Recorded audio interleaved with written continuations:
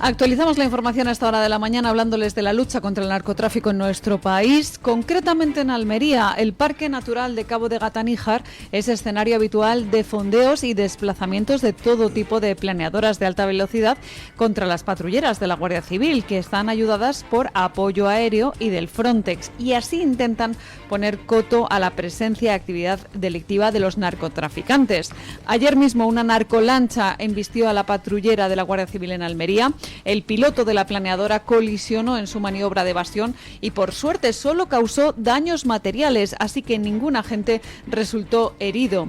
Pero no es el único caso. En Toledo, un presunto narcotraficante terminó muerto y 2 heridos al enfrentarse en un cruce de disparos con los geos que iban a detenerlos.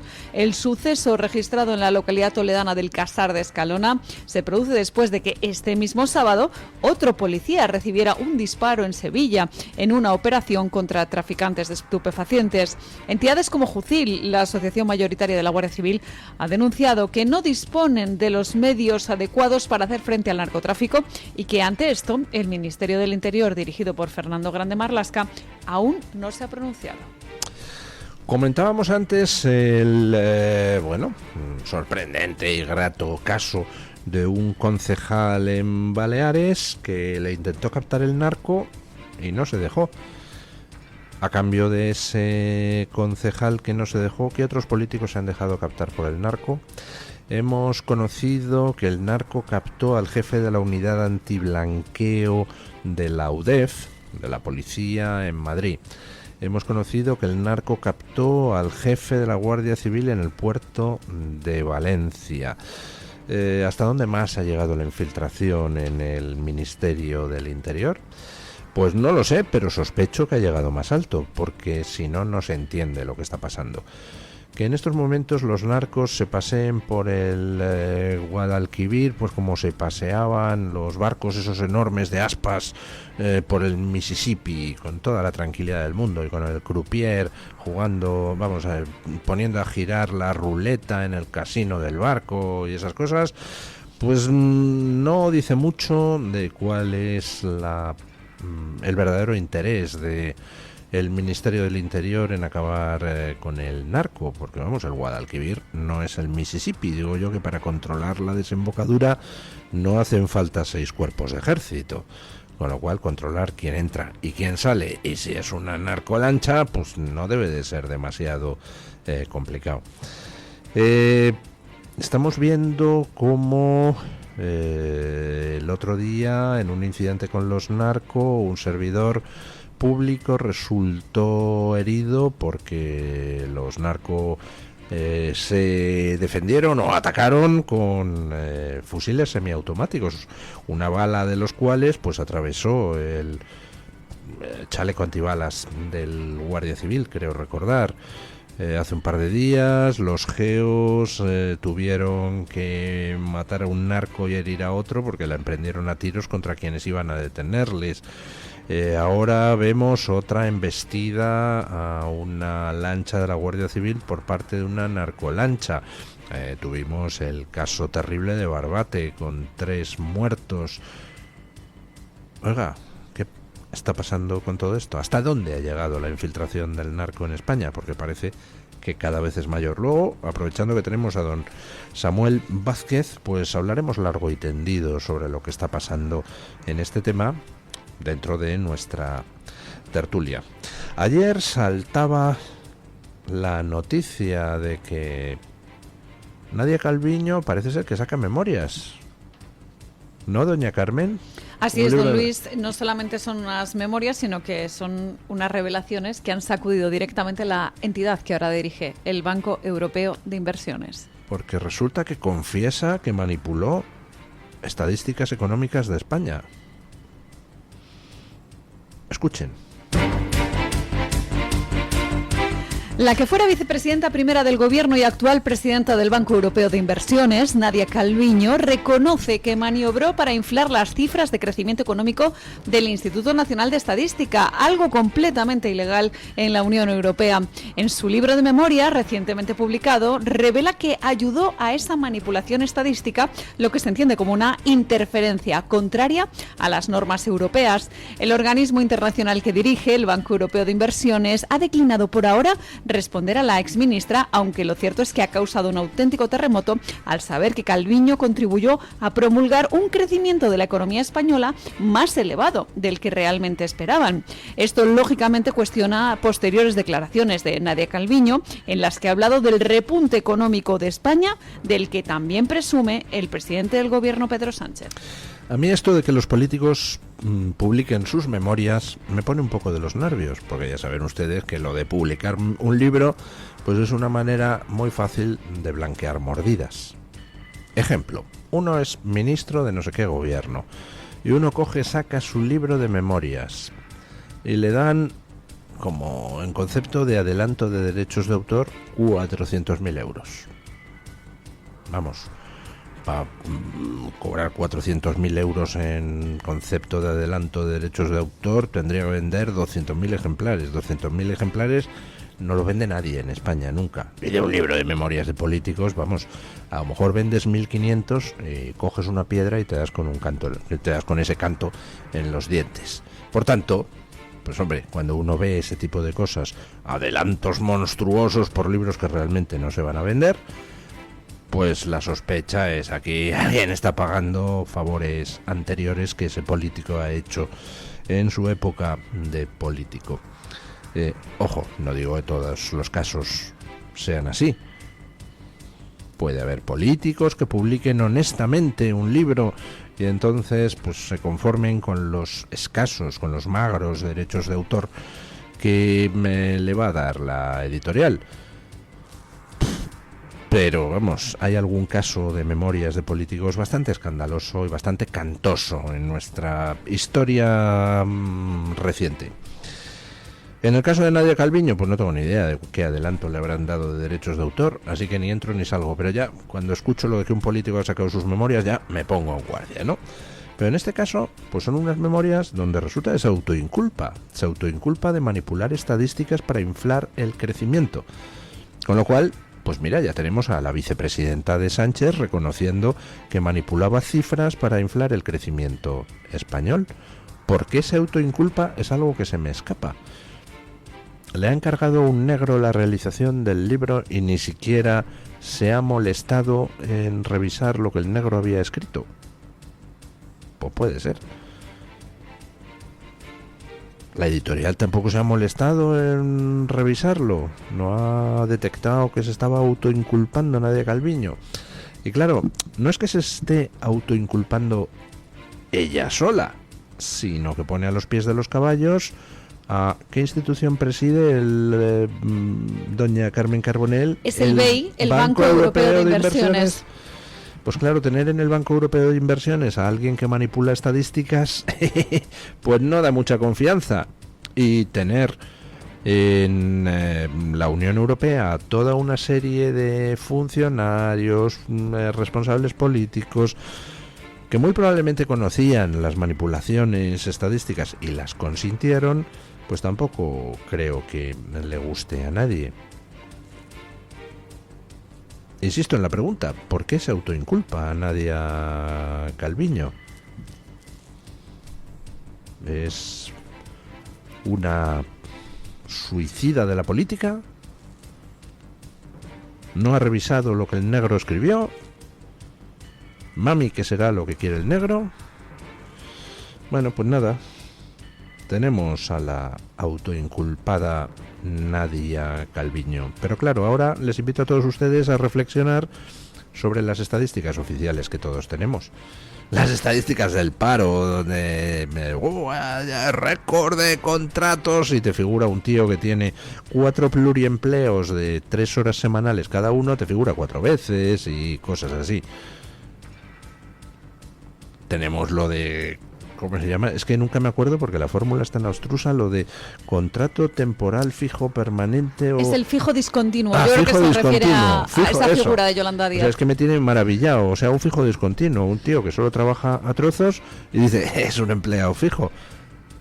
O sea, estamos ante auténticos descerebrados que han destruido hasta los instrumentos de medida. Es como si alguien pues tiene por objeto mantener la casa en una temperatura adecuada como para vivir y entonces agarra el termómetro, borra todas las marcas y pone lo que le da la gana. Dices, pues oiga, entonces, ¿de qué nos sirve el termómetro? Para eso tírelo.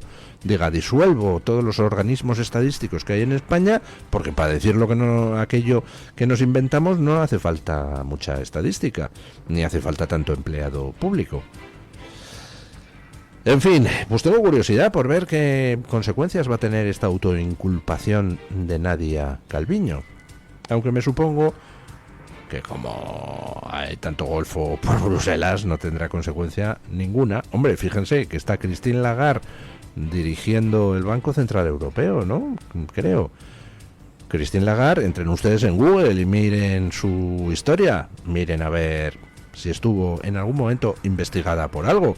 Hombre, y tenemos a Ursula von der Leyen, que tuvo aquel pufo en siendo ministra de Defensa alemana, que jamás se aclaró y donde también se hizo un García Ortiz y borró su teléfono móvil para que no se vieran los mensajes que intercambió con consultoras del Ministerio de Defensa, y a pesar de eso ha llegado donde ha llegado. Qué tonterías digo, a pesar de eso. No, hombre, no. Llegan a esos puestos precisamente por eso, porque son gente de la que existe un dossier, con lo cual quienes les aupan hasta esos puestos pueden confiar en que esas personas van a hacer lo que se les mande, porque existe un dossier. Vamos, imagínense ustedes lo que sería poner a dirigir la Comisión Europea a alguien honesto y limpio. ¿Sería capaz de hacer cosas en beneficio del ciudadano en vez de en beneficio de los golfos que controlan la política europea? Hasta ahí podríamos llegar, hombre. Bueno, en Estados Unidos se ha desatado una guerra interna en el Partido Demócrata, y yo que me alegro. La votación en el Senado estadounidense para poner fin al cierre del gobierno ha desencadenado una guerra interna en el Partido Demócrata norteamericano. Lo que comenzó como un frente unido para aprovechar la crisis presupuestaria y forzar la extensión de los subsidios del Obamacare, que expiran a finales de año, terminó fracturando al considerado bloque moderado del partido. El líder de la minoría demócrata en el Senado, Chuck Schumer, se encuentra en el ojo del huracán por haber aceptado un acuerdo con los republicanos que muchos en su bancada consideran una auténtica rendición. Las críticas en los sectores más progresistas se han multiplicado y acusan a la dirección demócrata de ceder sin garantías claras en materia sanitaria. En redes sociales y en medios de comunicación afines, algunos incluso reclaman la dimisión de Schumer, evidenciando una crisis de liderazgo que amenaza con debilitar al partido de cara a las elecciones de 2026. Bueno, los progres tienen un problema, y es que en su afán totalitario aplican ese totalitarismo también a sus razonamientos sobre el enemigo. Si alguien es enemigo de los progres, entonces no se le puede conceder nunca, bajo ninguna circunstancia, ningún mérito ni ninguna virtud. Trump, por ejemplo, pues no se puede decir que es listo. Trump es un imbécil y además un inmoral y además es un corrupto y además es un fascista y además tiene la piel naranja y además es un machista y un homófobo.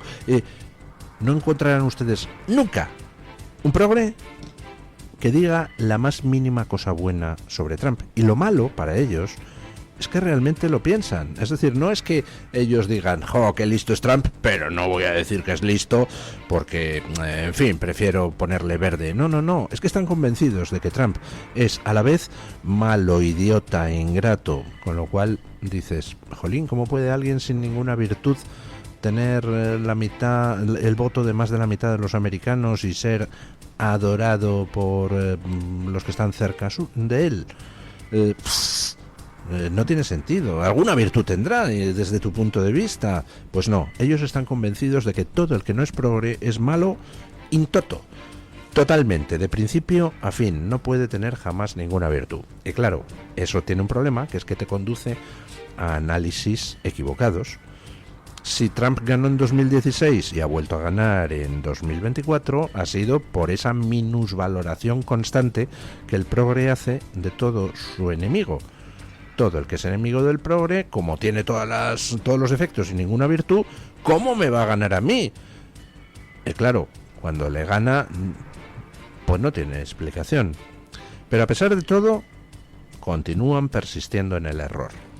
Y ahora mismo, pues dentro del Partido Demócrata, precisamente por persistir en el error, siguen minusvalorando a Trump y piensan que haciendo una oposición enloquecida en todas partes, a todas horas, pues van a lograr ganarle a Trump. Y no es así.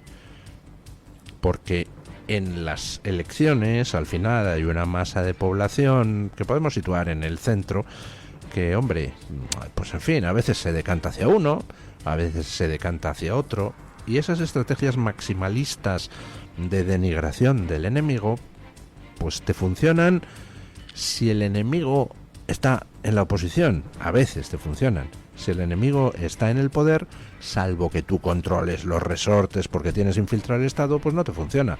Ahora Trump está en el poder, está en la Casa Blanca y está ejerciendo el poder. Y ese tipo de enfrentamiento total a cara de perro, lo único que está haciendo es radicalizar de cara al electorado al Partido Demócrata. Conclusión, que al final quien va a ganar todas las primarias del Partido Demócrata van a ser los candidatos más radicales de cara a las elecciones de mitad de mandato del año siguiente. Con lo cual le van a servir a Trump y al Partido Republicano en bandeja la victoria. Pero bueno, dirán ustedes, ¿y por qué le da usted pistas al enemigo? Porque da igual que se lo digas, tíos, que os estáis equivocando.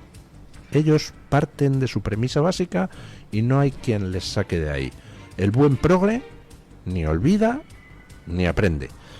Así que da igual que les digamos que están metiendo la pata, no va a haber nunca el más mínimo acto de contrición por las cosas que hayan hecho mal, ni va a haber el más mínimo reconocimiento de culpa, ni va a haber el más mínimo autocuestionamiento, nunca.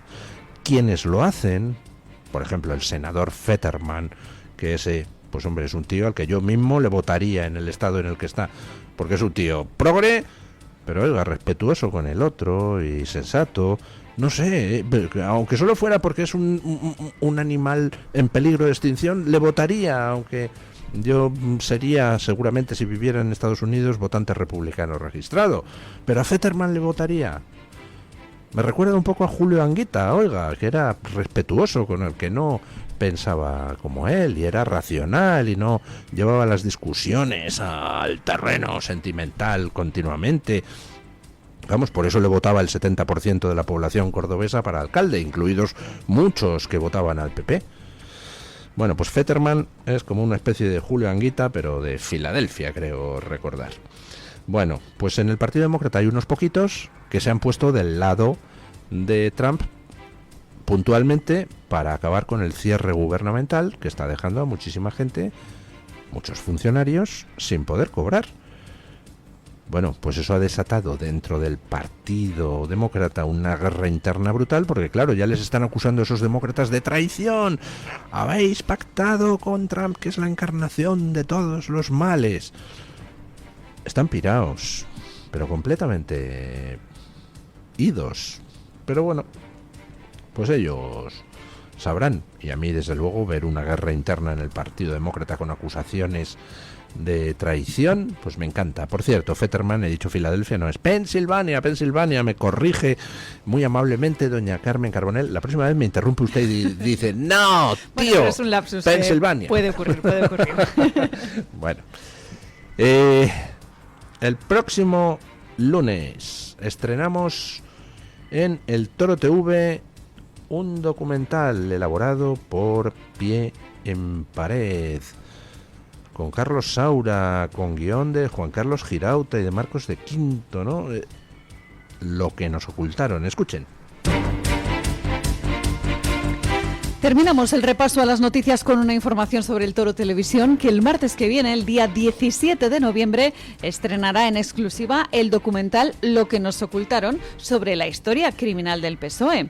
Este documental está dirigido por Carlos Saura y guionizado por Marcos de Quinto, Juan Carlos Girauta y Javier García Isaac, y cuenta la historia del Partido Socialista, por lo que precisamente fue censurado por Francina Armengol en el Congreso de los Diputados, donde no pudo presentarse, pese a contar con la correspondiente aprobación previa. Y es que en este documental participan voces incómodas para el llamado gobierno progresista, como es el caso del historiador Pío Moa, el catedrático Alfonso Bullón de Mendoza, el profesor Luis Togores o Ana de Quinto, que pertenece a la Real Academia de la Historia. Esta producción de la asociación Pie en Pared se ha convertido en el documental más perseguido por el gobierno de Pedro Sánchez y ahora se estrena en el Toro Televisión el próximo martes a las 10 de la noche. Bueno, el martes, no el lunes. Creo que es el martes, sí, don Luis, el 17. Bueno, lo confirmaremos de aquí a la próxima semana, pero... El lunes, perdón, el lunes 17 de noviembre. Me ha pillado usted a mí. Una por otra. Toma. Bueno,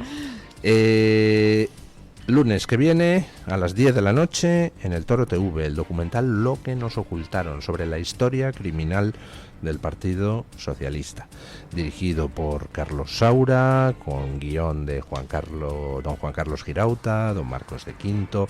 Interviene muchísima gente conocida en el documental, y ahí pues se narra qué es el Partido Socialista. Es el partido más tóxico de nuestra historia, o sea, es que es una cosa absolutamente brutal.